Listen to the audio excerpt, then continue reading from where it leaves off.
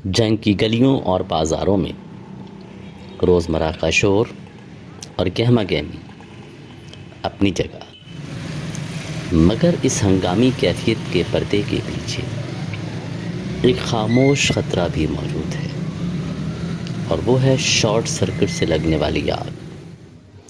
اور اس آگ سے نمٹنے کے لیے پوشیدہ انتظامات، یہ کوئی ڈھکی چھپی بات نہیں ہے کہ ہمارے شہر کی اکثر کمرشل، رہائشی، سرکاری، بالخصوص پرانی اور گنجان آباد علاقوں میں موجود عمارتوں میں آگ بجھانے کے بنیادی آلات ہیں ہی نہیں۔ اور اس سے گمبھیر صورتحال یہ ہے کہ کسی بھی مارکیٹ میں، بازار میں بھی اس قسم کا کوئی انتظام نہیں۔ صورتحال تب اور بھی سنگین ہو جاتی ہے جب معلوم ہو کہ ریسکیو 1122 کی گاڑیوں کے لیے قریب ہی کئی ہائیڈرنٹس یعنی کہ پانی کے پریشر پوائنٹس موجود ہی نہیں۔ کیا ہم کسی بڑے حادثے کے منتظر ہیں؟ اعوذ باللہ من الشیطان الرجیم، بسم اللہ الرحمن الرحیم۔ Punjab emergency service rescue 1122 Jhang روزانہ دیگر ایمرجنسیز کے ساتھ ساتھ آگ کی ایمرجنسیز جو ہیں ان پہ بھی رسپونڈ کرتی ہے۔ اور جہاں تک بات ہے آگ لگنے کی وجوہات کی،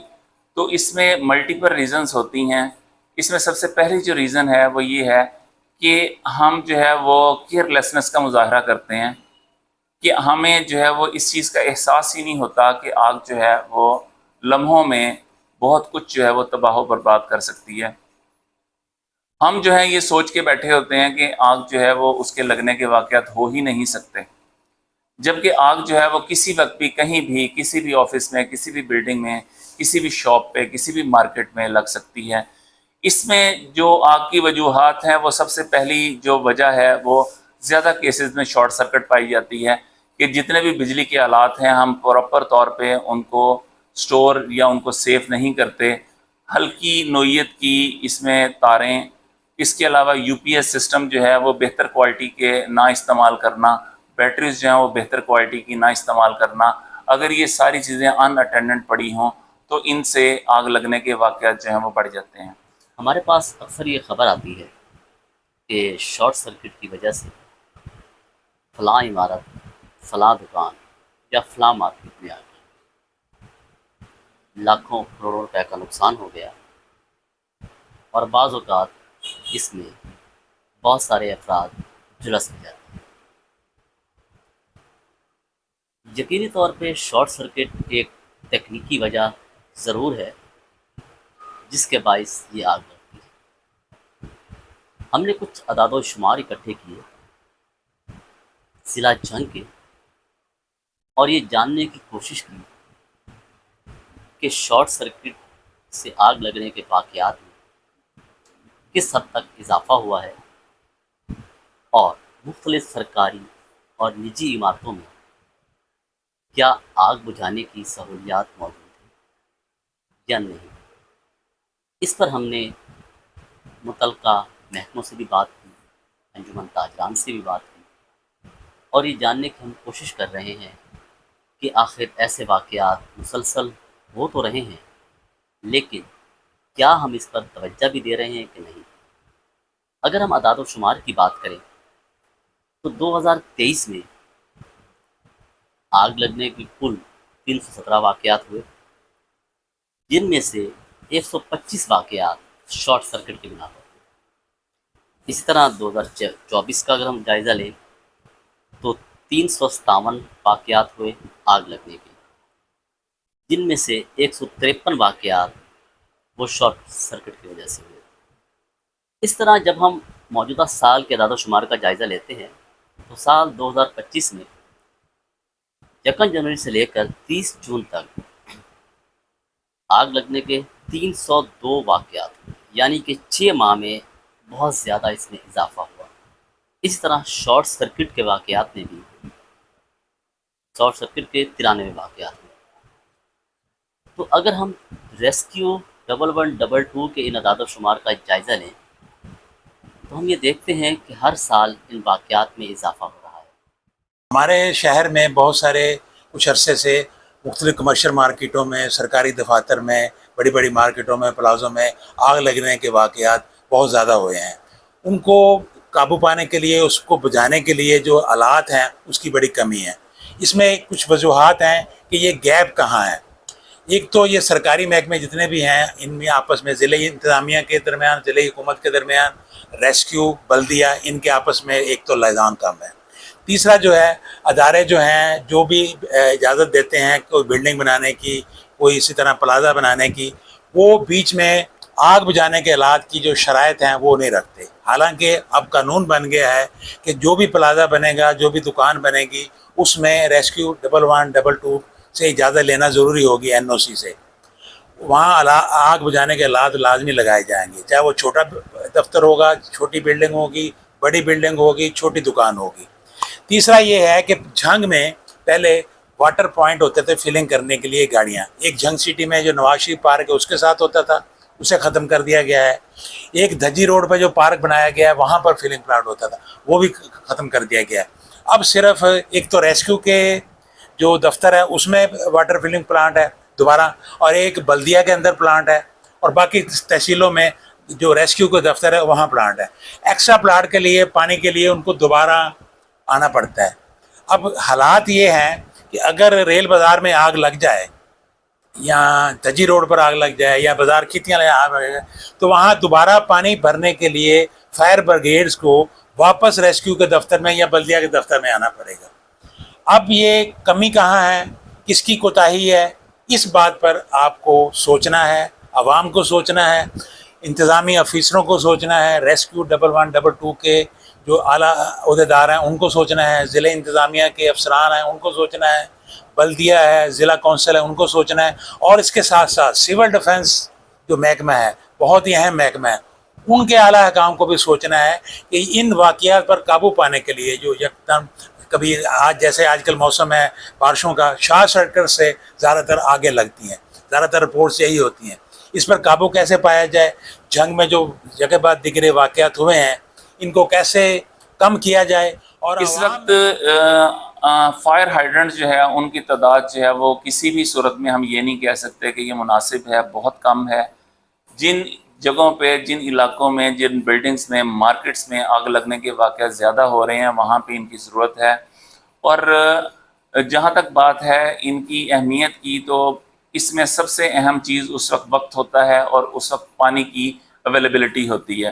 لیکن بدقسمتی سے جہاں جہاں اس قسم کے واقعات ہوتے ہیں وہاں پہ نزدیک ترین پانی کا سورس ہمیں نہیں ملتا، جس کی وجہ یہ ہے کہ ری فلنگ کے لیے ہمیں زیادہ ٹائم لگتا ہے اور اس آگ پہ قابو پانے میں بھی زیادہ دیر لگتی ہے. جہاں تک بات ہے کپڑے کی آگ اور کاٹن کی آگ، تو یہ ایسی آگ ہوتی ہیں کہ جس میں صرف بجھانا ہی اس کو کافی نہیں ہوتا، بلکہ فریکوینٹ اس کا کولنگ پروسیس جو ہے وہ جاری رکھنا ضروری ہوتا ہے، نہیں تو دوسری صورت میں دوبارہ سے آگ بھڑک اٹھتی ہے. اور ہم جو ہے وہ گاہے بگاہے اس چیز کی اویئرنیس جو ہے وہ کریٹ کرتے ہیں. ہم نے مختلف پوائنٹس جو ہیں وہ بھی سلیکٹ کیے ہیں کہ یہاں اگر فائر ہائیڈرنٹس ہو تو زیادہ بہتر طریقے سے فائر فائٹنگ کا پروسیس ہو سکتا ہے. تھوڑی سی توجہ سے ہمارا ایک بہت بڑا نقصان بچ جاتا ہے. جیسے ہیلتھ والے کہتے ہیں کہ آپ کو CPC کرنی چاہیے اور 2 چھوٹی چھوٹی گولیاں ڈسپلن کی جیب میں رکھنی چاہیے، خدا نہ خواستہ ہارٹ اٹیک ہو جائے تو آپ کسی کی جان بچا سکتے ہیں. بالکل اسی طرح ہی جس وقت خدا نہ خواستہ کسی شارٹ سرکٹ کی وجہ سے یا کسی اور وجہ سے جب آگ لگتی ہے تو فائر بریگیڈ کو یا دیگر محکموں کو پہنچنے میں بہت ٹائم لگتا ہے. اس وقت تک اگر ہمارے پاس فائر بال پڑی ہوں یا تھوڑی سی اویئرنیس ہو کہ ہم کیسے اس آگ کو بجھا سکتے ہیں، تو اس سے لاکھوں کروڑوں کی جانوں سے قیمتی لوگوں کی جانوں کے علاوہ لاکھوں کروڑوں کی مال کی بھی بچت ہو سکتی ہے. یہ غفلت ہماری منحصر القوم ہے اور ہم سب کو اس کے اوپر توجہ دینی چاہیے، اور اداروں کو بھی. میرا خیال ہے کہ جس بندے کے پاس بھی UPS لگا ہوا ہے اس کو لازمی رات کو بند کر کے جانا چاہیے. 90% ایسا ہوتا ہے کہ UPS کی وجہ سے کئی دکانوں میں آگ لگی ہے. ہمارے پاس الفا اسٹور کی مثال ہے کہ شہید روڈ کی ایک مین دکان پہ کروڑوں روپے کا نقصان ہوا. ہماری اپنی دکان کیسیو سینٹر یہاں اسلم مارکیٹ میں تھی وہ، اور اس کے علاوہ بے شمار دکانیں ہیں جن میں آگ لگنے کی وجہ شارٹ سرکٹ کی وجہ صرف UPS تھا کہ رات کو وہ چلا گئے ہیں، بجلی چلی گئی ہے. جب اچانک آیا اسپارکنگ ہوئی تو لاکھوں کروڑوں کا نقصان ہو گیا، کئی دفعہ تو جانی نقصان بھی ہوا ہے. اس میں ہم لوگوں کو جو اصل بات ہے وہ یہ ہے کہ تھوڑی سی ٹریننگ ہو. ایک عام بروشر ٹائپ یا جیسے ہم سوشل میڈیا استعمال کرتے ہیں مختلف محکمے مختلف جیسے ہدایات جاری کرتے ہیں یہ موسم کے مطابق کہ بہت زیادہ بارشیں ہیں تو اس کے مطابق آپ اپنی بجلی والی آلات سے بچیں، یہ بچیں وہ بچیں، تو ہمیں بھی ایسا ہی مل کر اداروں کو انجمن تاجران ہر پلیٹ فارم پہ حاضر ہے، ہمیں مل کر ایسی اسٹریٹجی بنانی چاہیے کہ ان حادثات سے ہم سب محفوظ رہ سکیں۔ اور دوسری بات یہ ہے کہ جیسے ہم پولیو کے لیے واک کرتے ہیں، دوسرے مسائل کے لیے واک کرتے ہیں، تو اس کی اویئرنیس واک ہونی چاہیے۔ یہ جو محکمہ ہمارا سول ڈیفینس کا ہے، فائر بریگیڈ کا ہے، ریسکیو 1122 ہے، یہ تاجروں کے ساتھ مل کر 2 4 5 10 واکس کرے تاکہ لوگوں کو جب ہم واک کی شکل میں جا رہے ہوتے ہیں اس پہ بینر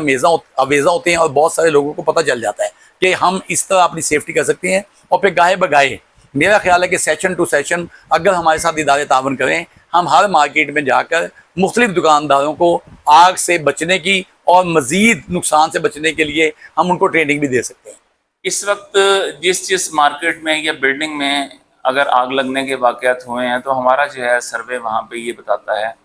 کہ وہاں پہ آگ بجھانے کے آلات جو ہیں یا تو سرے سے موجود ہی نہیں ہوتے، اور اگر ہوتے بھی ہیں تو یا تو ایکسپائرڈ فائر ایکسٹنکشر وہاں پہ پائے جاتے ہیں، یا پھر یہ ہوتا ہے کہ وہاں پہ جو لوگ ہیں ان کو ان کے استعمال کا طریقہ معلوم نہیں ہوتا۔ جہاں تک بات ہے ریسکیو 1122 جھنگ کی، تو ہم گاہے بگاہے ہم کمیونٹی میں اس قسم کے ٹریننگ سیشنز کرتے رہتے ہیں